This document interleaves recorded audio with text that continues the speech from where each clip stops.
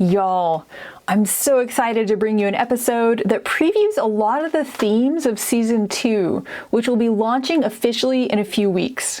Today, Dr. Donna Birdwell and I will talk about her EarthCycles series of speculative novels that imagine a world in which a new human subspecies has evolved what we might call their mystical capabilities in order to survive. And the humans, like us, without such strong abilities for intuitive connection, have started deliberately having near-death experiences in order to unlock their mystical capabilities. Donna has been trying to wrap her mind around reality and how humans experience it ever since she was a child.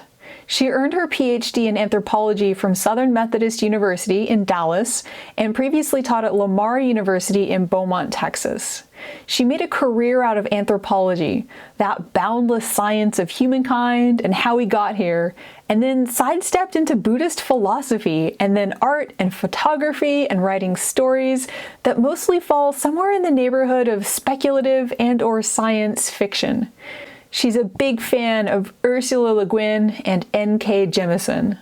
The first volume of EarthCycles, Song of All Songs, received the 2020 Silver Medal from Self Publishing Review.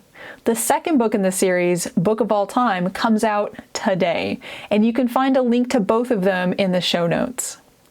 I hope you enjoyed this conversation about near-death experiences, a scientific perspective on human development, Buddhist philosophy, and hope punk literature.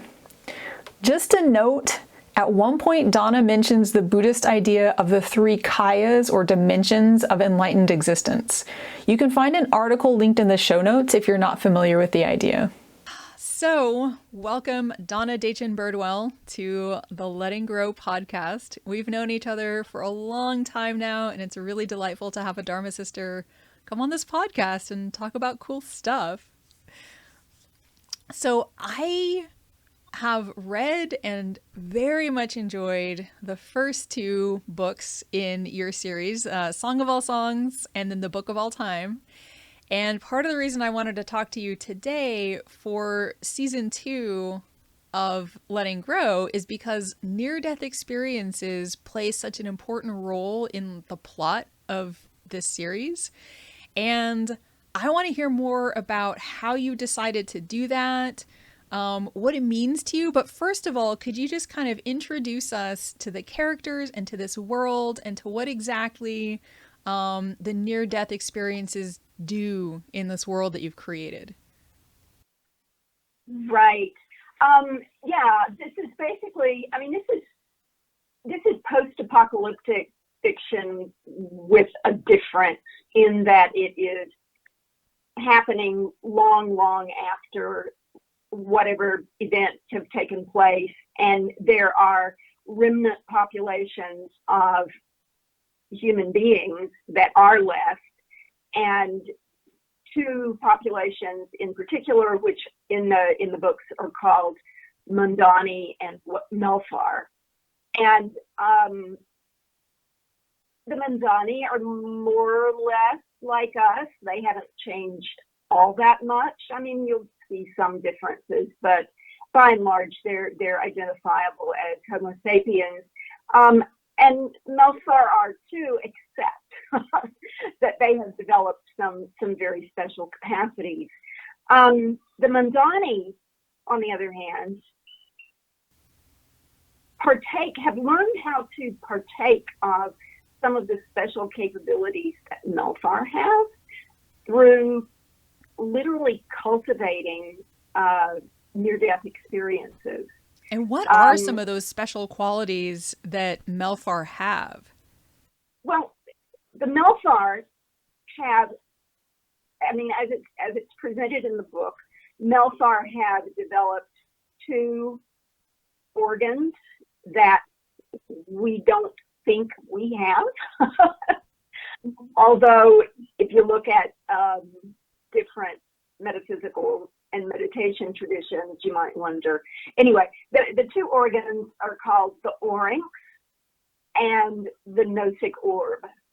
And with this Oryx, they can literally generate biophotonic images sonically. If you're familiar with, as you are, and many of your listeners are as well, familiar with Tibetan Buddhist practices of chanting and visualization, you may think that this is somehow derived from that, and you might be right. Anyway, it's just the idea that instead of just sort of visualizing inside our minds, you know, that the Melfar are actually generating an image. Now, not one that can be seen with the eyes, because the gnostic orb is able to sense, to perceive in a tangible way, and in the book I called it pertanging. They're able to pertange such images, as well as a lot of other stuff that is kind of interdimensional or, you know, temporally separate or spatially distant. They have they have learned to pay attention to a lot of things that we as ordinary 21st century Homo sapiens ignore. Things that may be there, but that we have learned it's not real, don't pay any attention, shut it out. And what I'm sort of supposing is that we do have the capability of perceiving in non-visual, non-oral ways these things that happen in different vibratory realms and dimensions. So there you go. That's the basis. Yeah. That's the basis of who the Melfar are. Part of what I found so interesting in that is that, you know, the things that the Melfar characters do, and we'll talk about how the others, the Mundani, also try and access this through basically near-death experiences. But so much of the perception that happens that we currently can't do, it really maps to mystical experiences as reported in different cultures over different times. It maps to psi phenomena like clairvoyance or clairaudience. You know, it maps even to, you know, people just being really connected with each other. And if one person is having a crisis, the other person knows it somehow. So they're like you're saying, these are all latent things that we just don't seem to be like, most of us don't seem to be that able to attune to them. Yeah. And I mean, as an anthropologist, I've read about religions and ritual practices and so on from many, many different cultures around the world. And just as a curious human being, I have investigated a lot of these things just on my own in whatever ways I could find possible. And I had a little group when I was in graduate school back in the 1980s. God, that was a long time ago. That, you know, we were interested in these things, and we shared experiences and so on with one another. And some of us actually joined the Rosicrucians for a while just because we were curious. So yeah. So yeah, but yeah, I like what you're saying about the idea that it maps onto a lot of things that are out there in our current accessible 21st century, not ordinary, but accessible within our reality out there. Yeah, I've spoken with a couple of mediums now, or I mean, you could call them mediums, you could call them intuitives, whatever, and they both say everyone has these abilities. It's just, you know, they have put a lot of, you know, attention into them. And I think a lot of us, like me, for instance, I'm like, well, I don't know if we can all do that. But I kind of enjoy like the sci-fi aspect of your writing, that genetically, humans have, at least some subsets of humans have developed this ability, not just because, we train in it, but like genetically as a survival mechanism. Right. Yeah. So Yeah. I guess Yeah. I asked you Yeah. about the Melfar. Mhm. The Mundani are basically like far future versions of us, right? Yeah, they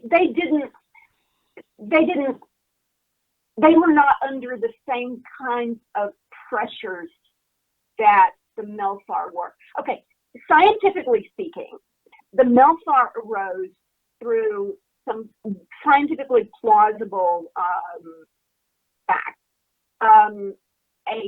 A founder effect is a very important aspect of evolution of any species. And founder effect is when, for whatever reasons, a very select group of a population survives a big stressor.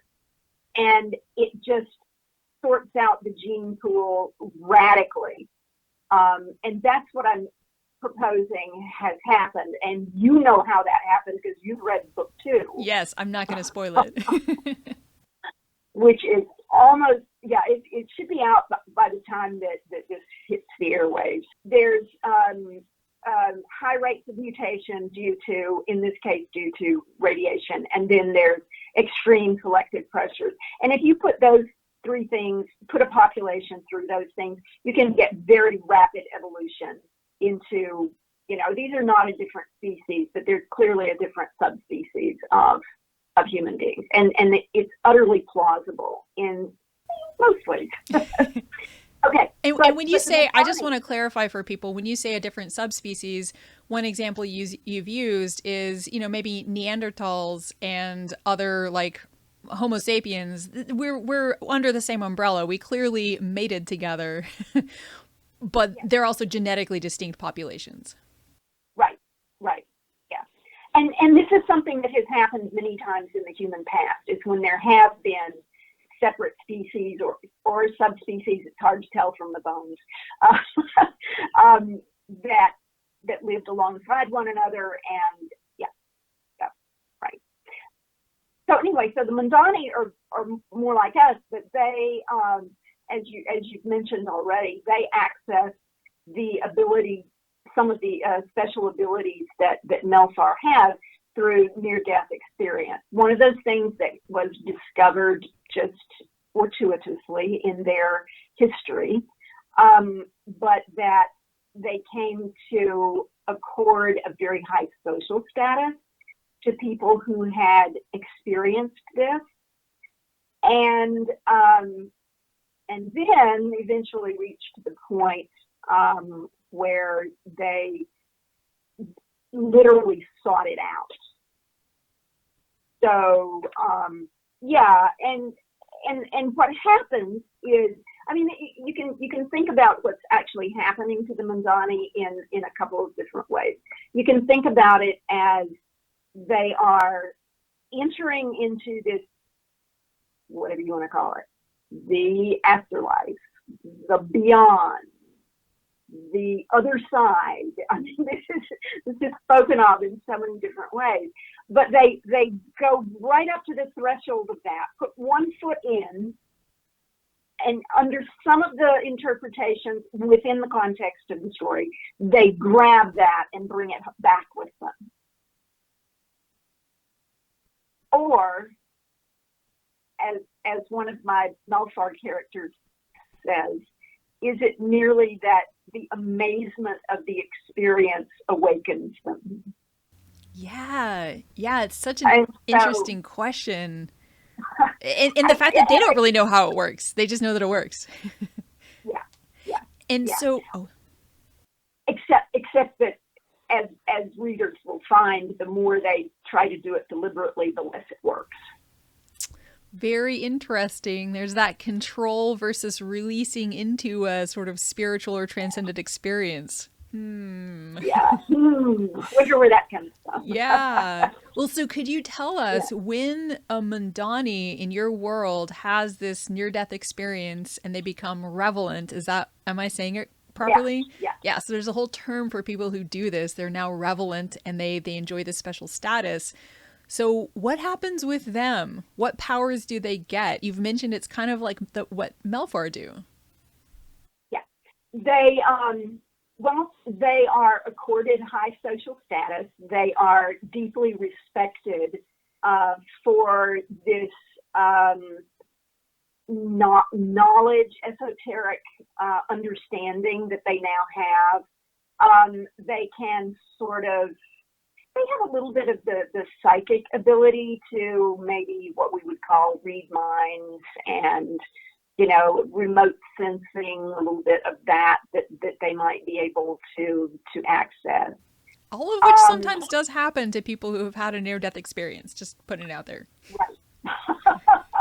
Right. In case anyone's listening and they're like, why would that go together? Right. They are then, they also, the Revelant recognize one another. This is one of the things they do. They will recognize another Revelant.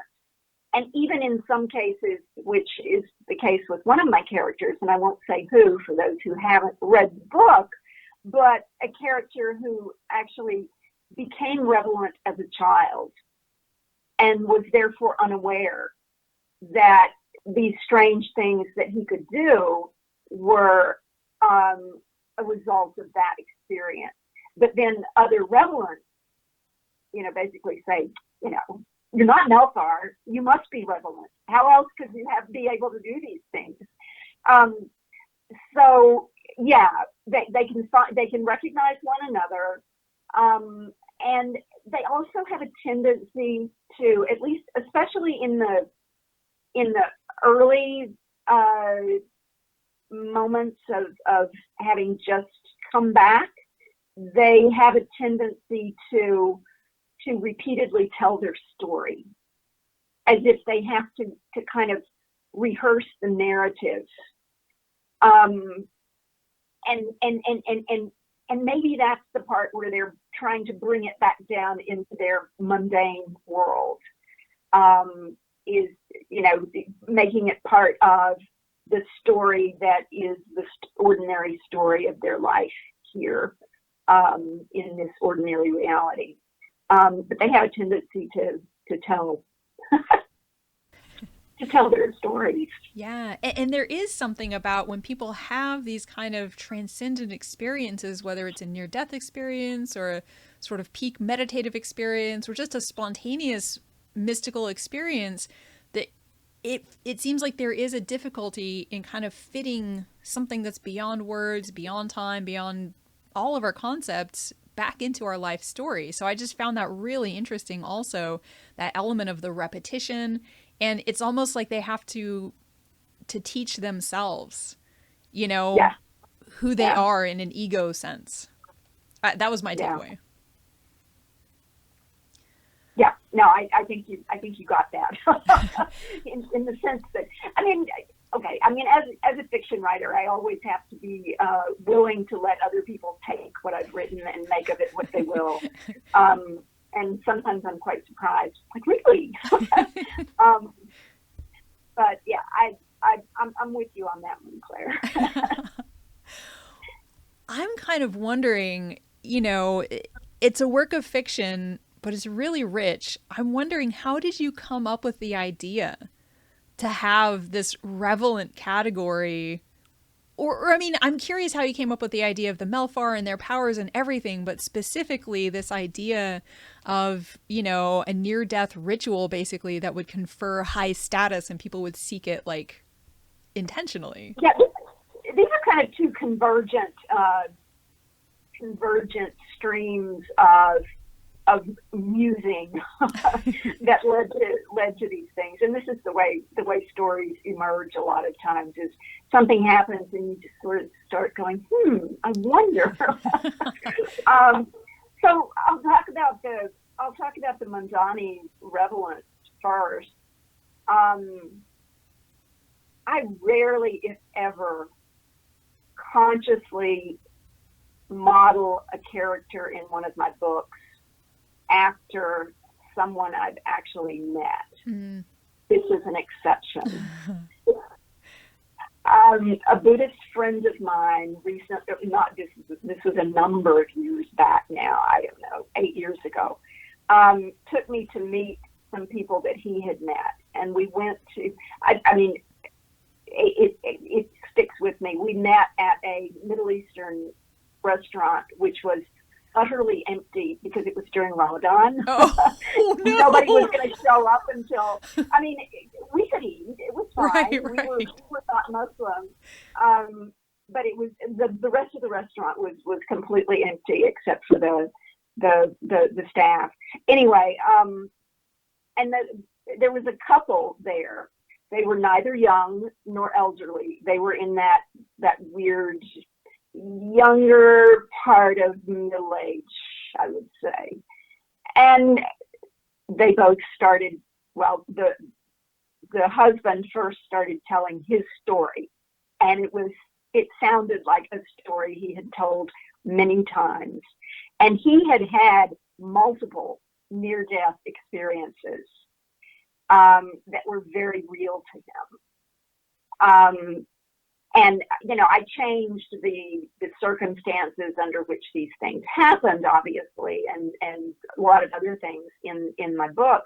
But that was kind of what got me really thinking about what was going on. The wife, in addition to also talking about her near-death experience, and one of them was shared, where they had both died and both come back. Oh my gosh, what are the odds of that? And she had a photograph from a camera that was with her at the time that she swears has a picture of her guardian angel on it. Whoa. I couldn't quite see it, but you know, it's okay. Right. She did. She saw it. She was quite certain that it was her guardian angel who had saved her from death. So, you know, and just thinking then about this couple and about the near-death experiences in general and how it can change people, how it can reorient them. Because it is, I mean, I've never experienced it, obviously, but it must be a moment of amazement and just awesome awakening to something that is beyond, you know, what we ordinarily experience. So there was that. That was kind of the seed of really thinking about how ordinary people can become extraordinary. As far as the Melfar are concerned, I can trace the development, and it was a long series of questions and thinking that finally built their subspecies in my mind. But I started thinking about the Zika virus and how all these babies were being born with what they were saying they were born with half a brain, with undeveloped brains. And it was like, what if that just forced them, as is often the case with brain injury, to utilize other parts of their cognitive capacities because they couldn't use what we would normally use. And so, you know, positing a seed population and founder effect with a group of literally disabled individuals who had learned to survive because they could utilize other aspects of their inherent human potential. That's kind of where the Melfar came from, which is kind of weird. But it is, but it also makes sense. I mean, like, as humans, we don't really tend to do stuff unless we have to. You know, I mean, we have these sort of latent abilities, but they don't seem to be selected for by evolution.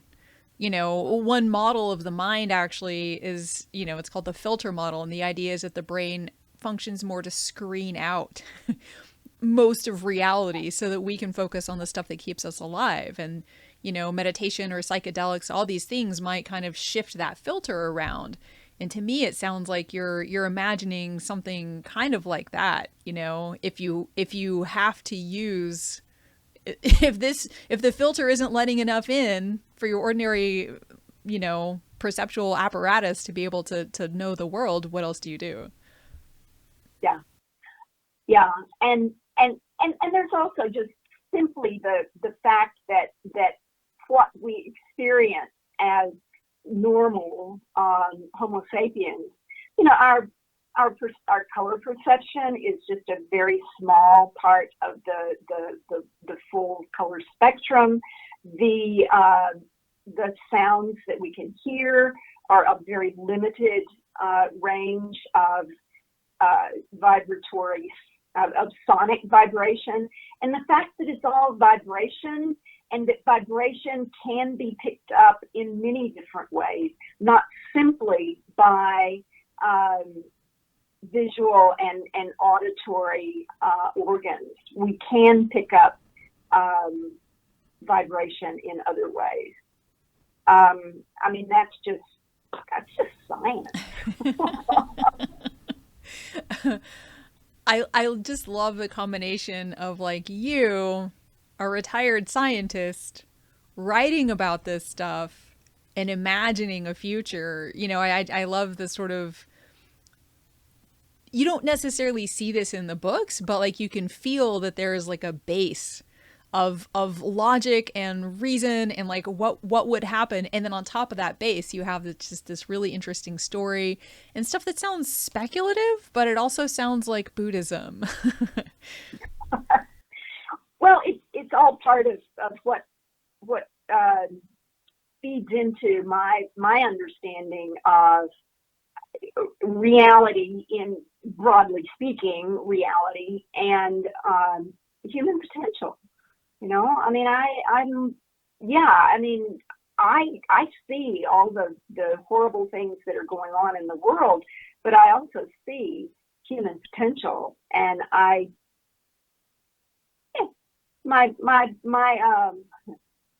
there are several ways of describing post-apocalyptic fiction. There's what's often referred to as grimdark. What is that? It sounds depressing. It's horrible, you know, and we just fight it all out, and you know, it's human beings red in tooth and claw, you know, trying to survive. So that's the, you know, great destruction. And then there are the ones that it's just kind of naively, there's some amazing savior who's going to fix everything and everything's going to be cool. And then what I write, I don't know that it ever became a really well-used term, but the term was hope punk. Hope punk. I love it. Punk, yeah. But optimistic. Yeah. It's like, could happen. We might make it through. So yeah, it's an interesting way of, yeah. I mean, I'm slightly more hopeful about human potential most days.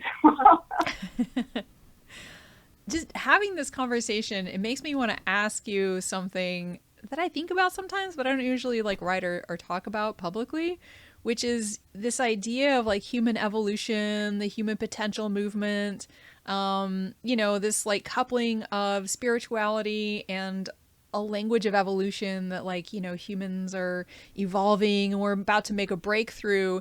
And, you know, following your timeline, the breakthrough we made sounds like it, well, I don't want to give anything away, but I mean, it's a far future scenario in which we're basically back to Stone Age materials. or maybe Bronze Age, but we've taken a big step back in terms of what people might think of as evolution or progress. I'm just curious, like, what do you think of that idea that humans are like evolving and we're about to make an evolutionary leap through our spiritual development and whatnot? The one thing I didn't mention when I was talking about the scientific basis for the evolution of this population is the idea, and I believe this is also quite plausible, that the genetics for these organs that I'm positing, the oryx, and the nosic orb, were actually existing in one or more of the lines of human evolution that did not become us. And yet we carry those genes switched off. It's so fascinating. I love that idea. That because there's an absolutely fascinating interaction of human evolution with language. And we often assume that language is language, and then of course writing is absolutely essential to be who we are. But the Melfar in my stories, they have no writing. They don't read. They only read with great difficulty. They didn't, until they came into close contact with the Mandani, even use a spoken language. They literally communicated only in images. Wow.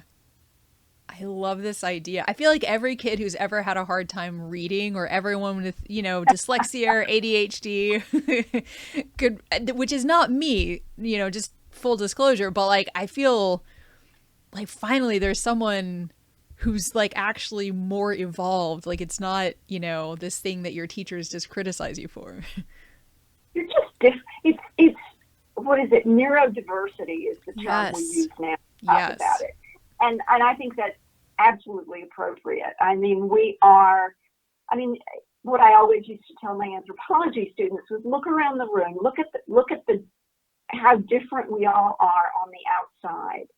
Why do we assume that we're all the same on the inside? We're not. And this mass of neurons up here, oh my gosh, how diverse can that be? Right. Because it's not just the genetics that we bring into it, it's all the experience that we have along the way. And yeah, I think it's perfectly plausible to hypothesize that the early humans that we look at and we say, they didn't have a hyoid bone, therefore they were incapable of speech. It's like, so maybe they communicated in other ways that were equally as, if not more profound than the way we communicate with spoken and written and digitized language. So, we're actually moving toward that. I mean, look at the imagery that we use. Emojis. I know.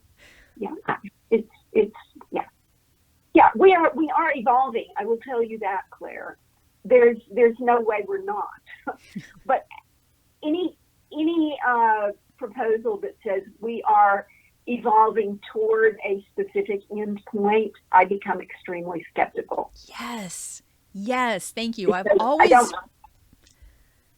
I don't really believe in end points.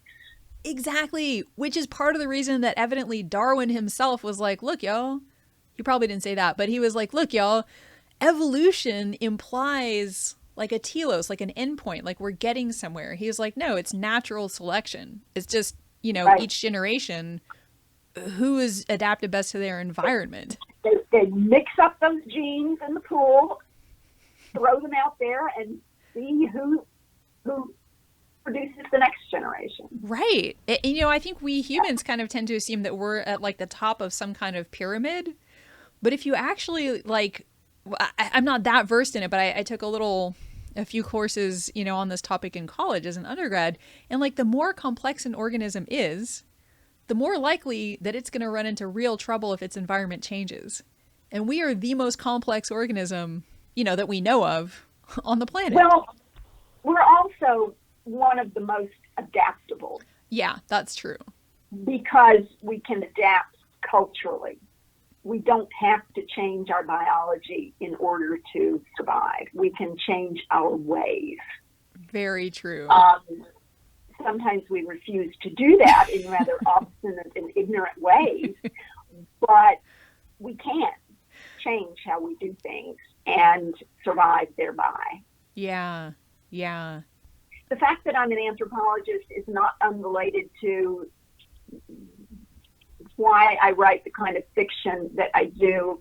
It's because the kind of person with the big questions and insatiable curiosity that I have would do both of those things. Yeah. It's not that, my career in anthropology was part of who I am just as importantly as writing speculative fiction is part of who I am.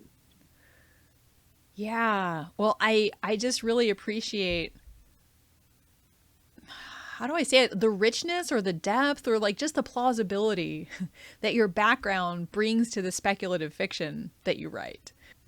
Sometimes I have to keep it under control because I want to get a little too geeky sometimes, and you can't do that. You can't do that because my readers are not all geeks who want to know all the details of evolution. They just want to hear the stories of the people.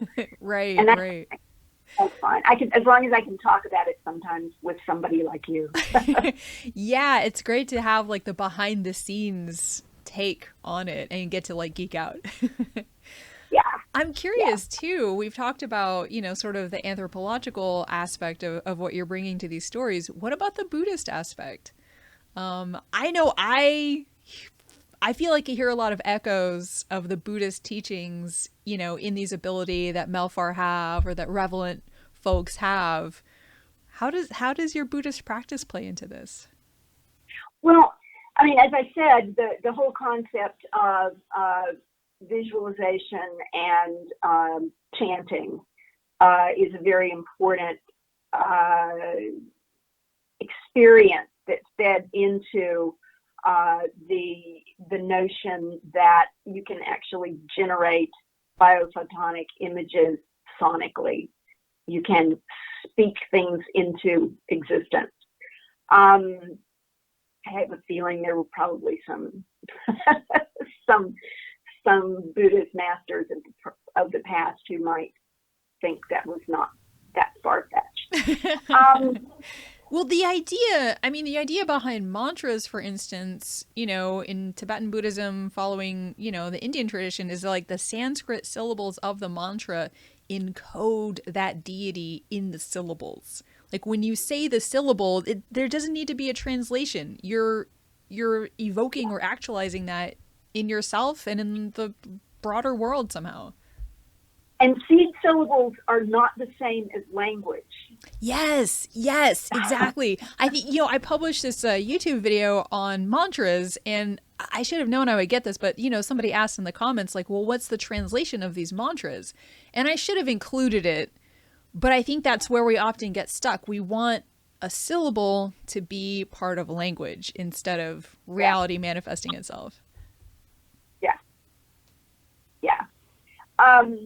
So the other thing I think is the idea that that the other thing I've gained kind of from my Buddhist studies and experience is the idea that there are different dimensions of reality. Mm-hmm. Tibetan Buddhists in particular, we talk about the three kayas, or maybe four. Some Swabhavika kaya. I don't know. I get them all mixed up sometimes. But the idea that there are different dimensions that are all quite real, and that is kind of what I'm sort of saying that the Melfars tap into that, and have learned to kind of manipulate in terms of altering perception and maybe even traveling a little bit back and forth along the timeline, just a bit. But if you go with physics and the notion that we exist in a multiverse and that there are different times and realities that are existing all at once, okay, maybe. Yeah, I mean, I've got a weird notion in my books. I mean, they're the closest they come to deity is this ineffable presence that the Melfar call the migrant. And I found something that I had written earlier that I don't think is actually in the book, where somebody is trying to explain what the migrant is. Yeah. And he says, I mean, this is a Mundani trying to, an enlightened Mundani trying to explain, this to someone else. And he says, what they call the migrant is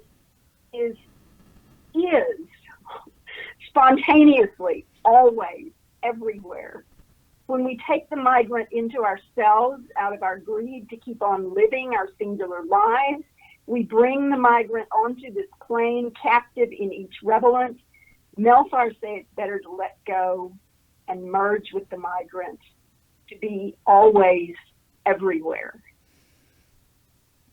And there are some Tibetan Buddhist masters who, well, I mean, I start book 2 with an epigraph from Longchen Ramchung. Ooh, would you read it, please? Certainly. Thank you. It's so good. Yeah. It seemed appropriate. Within the expanse of spontaneous presence is the ground for all that arises. Empty in essence, continuous by nature, it has never existed as anything whatsoever, yet arises as anything at all. And that's a pretty good description of the Melfar understanding of the migrant. Yeah, and it's a Buddhist formulation of what reality is. Yeah, and I think, I mean, that's one of the things that I've always found attractive about Tibetan Buddhism is that they are interested in this transcendent reality. And they don't say, oh, this is where we go when we die. It's like, no, it's there. Right now. Right. Always. Right. Everywhere. Dying doesn't really change that much. It just gives you maybe a better opening to appreciate what's already there. Yeah, just to complete the thought, I include a second epigraph in this book that's from Einstein. He says, people like us who believe in physics know that the distinction between past, present, and future is only a stubbornly persistent illusion. So there you go. I mean, but yeah, it's the migrant is. I actually, Claire, I tried to, when I was just birthing this whole story, I initially started trying to write some things from the viewpoint of the migrant. Really interesting point of view. I couldn't do it. Yeah. But let me read you a couple of things that I wrote from that point of view, if you'd like to hear them. So this is the experience of the migrant joining with an individual human, becoming part of an individual human. We knew what would happen.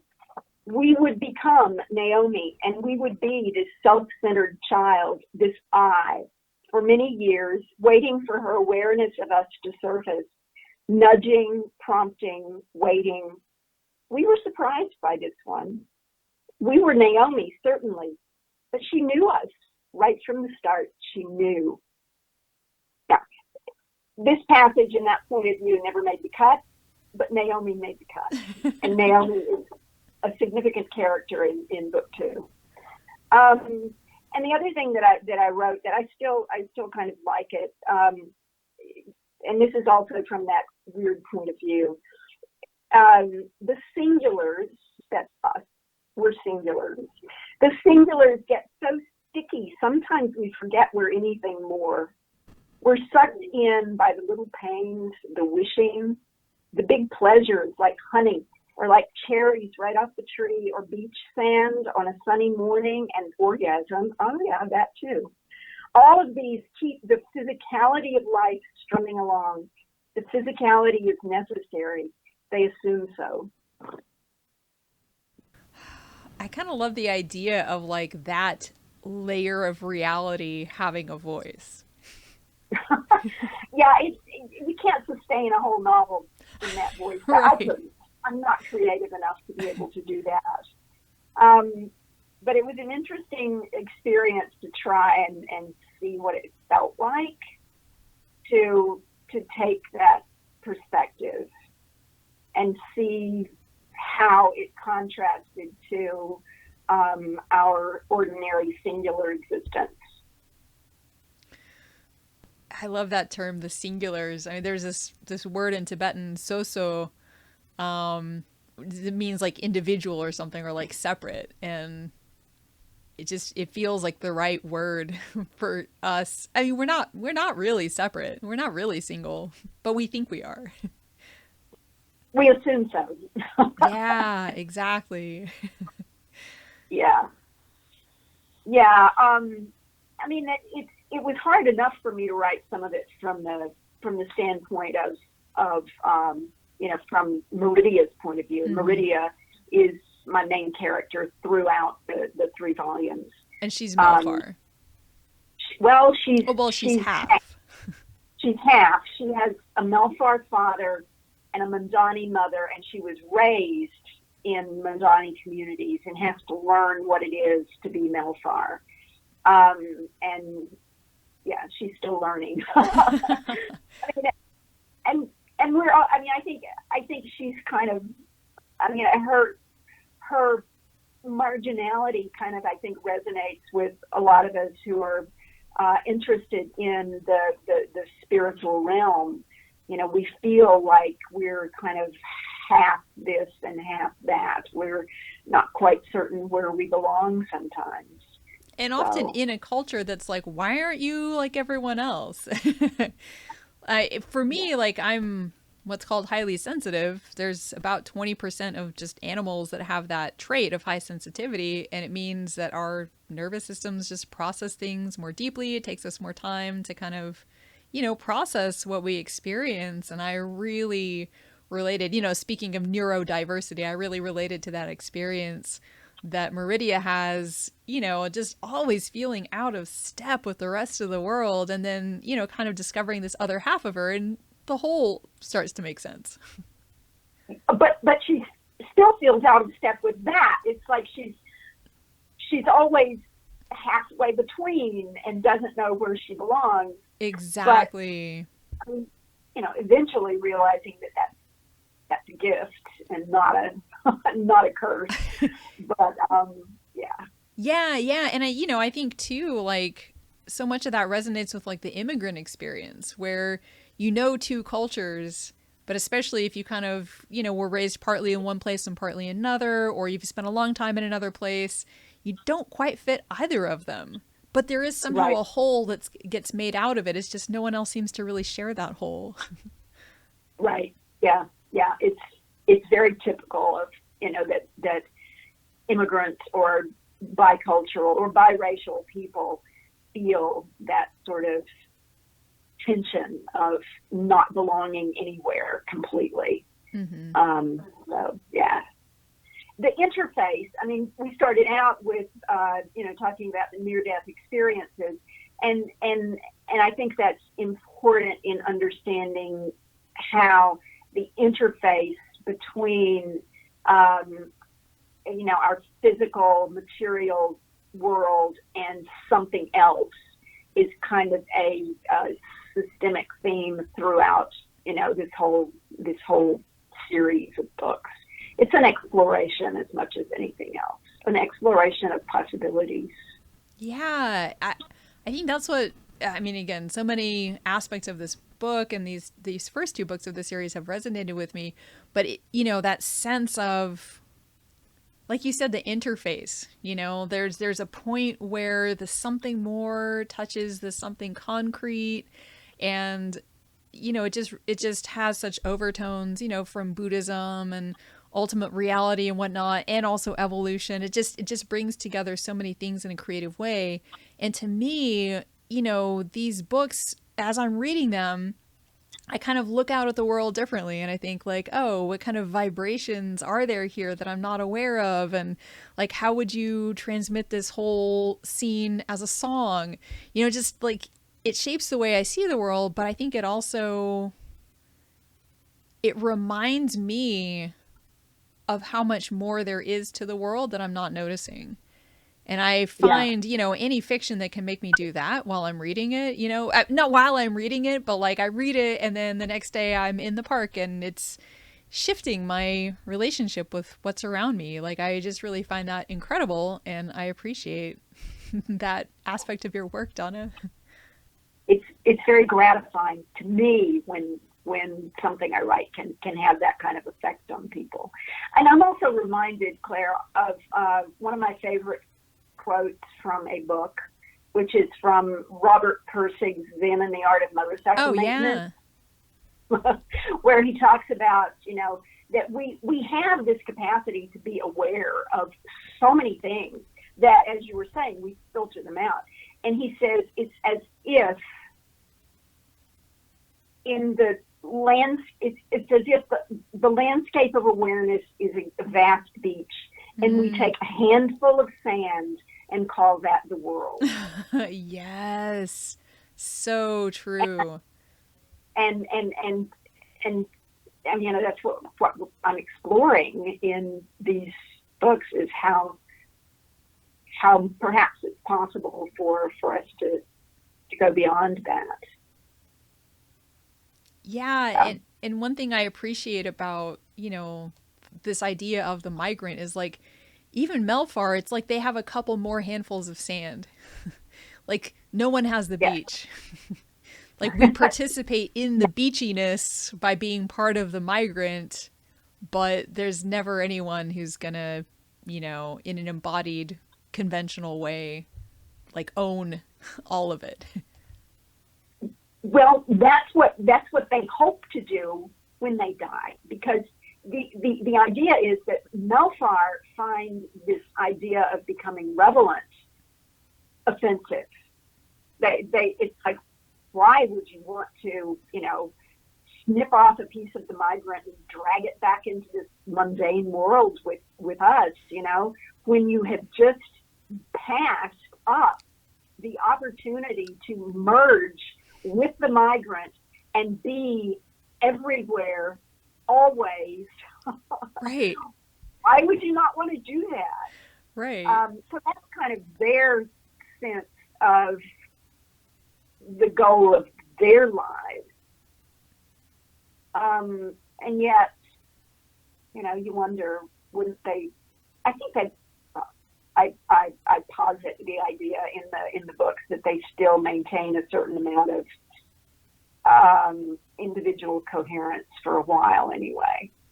After they've crossed over and sort of entered into the migrant. Yeah, that they can still be identifiable to a certain extent, depending on how strong they were in their practice. Yeah. I mean, you hear similar things, there's the idea of reincarnation, but then there's also accounts of, someone having a near-death experience decades after their parent has passed, and their parent is, sort of waiting to welcome them to the other side. So it just seems to me like it's probably more of a both and. you know. And if you kind of assume that time doesn't necessarily pass in such a linear, like literal way as we experience it, then Yeah. why wouldn't someone's sort of, you know, more coherent individual self be able to interact, you know, with the folks they were connected with? Yeah, or manifest that individual identity kind of at will. Yeah, not that that's what they are, but they could manifest it, or, you know, for the benefit of that person, they could take on that form. Yeah. Well, one of the questions too that some of my characters raise in the context of the book is, well, why don't all people, all Mandani anyway, become relevant? I mean, if they can do this, why doesn't everybody do it? And the explanation that's given is that, well, some people, I mean, basically what they say is that the dying person decides. And they note that many people are absolutely ready for death. I mean, they are ready, and it's like gone. Some people are taken by surprise and have no moment to reflect, and they're just kind of snatched away. And then they point out that, yes, even in their world, some people die by their own will, by their own hand. But others die with a deep desire to continue living. There's a sub-theme that I'm not sure I'm not sure how to resolve it. There's a sub-theme of regret that runs through this. And it's like, you know, coming back because you regret the things left undone, the people that you feel you're abandoning, the tasks that still want to be completed, and that maybe there's something about that that's not such a bad thing. If you're coming back to take care of business, as it were, instead of to enrich yourself with this relevant status. Yeah, instead of to become a really big badass dude. And they are all dudes who do this in this world, or who get the status of it. Well, except for Crispin Harper's wife, Rita. Oh, yeah. Remember? And actually, there was one other one, but I won't say who it was because she didn't make a big deal out of it. And oh, yeah. Yeah, I know who you're talking about. But women can't become relevant, though, right? Like, they do this, but do they have the social status? Well, if you're a woman, you have very low social status anyway. So you may be slightly more respected for having achieved this, but you're still a woman. Yeah, it's a very patriarchal society. Yeah. The Mandani have not lived beyond that.